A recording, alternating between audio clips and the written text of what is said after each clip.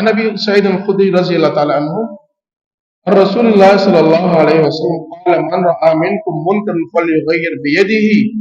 نبی کریم صلی الله علیه وسلم فرمایل چې کله تاسو خپلو کې یو خلاف شرع کار وګورئ تاسو باندې لازم دی فليغير بيده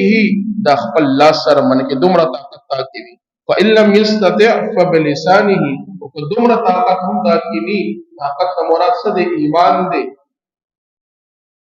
ایمان چې تا کې دومره ني فبلسانه نو جب سر چې کوم دي دا منې کا فإن لم يستطع فبقلبه او که دومره طاقت دمني نو زړه کې چې کوم دي دا کار دا خبره دا بد وګڼه وذلك اضعف الايمان او دا د ایمان ضعیف ترین درجه دې ځکه یو خبره کوم نن موږ چې زمونږ مخه باندې څومره خلاف شرع کارونه کی موږ یې منې کولی شو موږ ورته بدم نه وایو نن سبا ځکه چې موږ هغه محافل کې خپل ناس حدیث کې سو فرمایي چې ټولو اول د ایمان طاقت بسوي چې انسان خپل لاس سره باندې کې چې بچي دا کار مکوا دام نشه کوله دویم طریقه صدا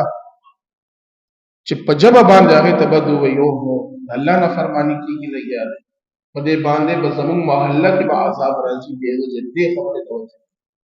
زما کو کې د خلاف شرع کار کیږي لګیا دې دا ټیک نه په جبه باندې بد او که یو انسان نیوزه کې جبم نشي شروع پړه کې څه کوم دې بدو غړي کاش چې زما دومره طاقت وي چې دا ما باندې کړی زه د قوم مشر وې نو ما به دا باندې کړی زه د کور مشر وې ما به دا غلط کار باندې کړی زه د محله مشر وې نو ما به دا بے حیاي دلته نه وکړم نو که یو انسان لاس سره نشي باندې کوله په جبم نشي باندې کوله او په زړه کې بد نشي ګرځلې دا زمون حیثیت د نندایاتو ساتي ځکه چې هغه محفل کې موږ خپل ناس یو چې هغه ته موږ څه بدو وایو هغه مونږ خو خو مونږ پکې ناس یو کنه پزړه کې خلاف شرع کار ته بد نه وایو او زمون ایمان ضعیف نه ترین نه ضعیف بالکل ختم شي دا زمون ایمان دی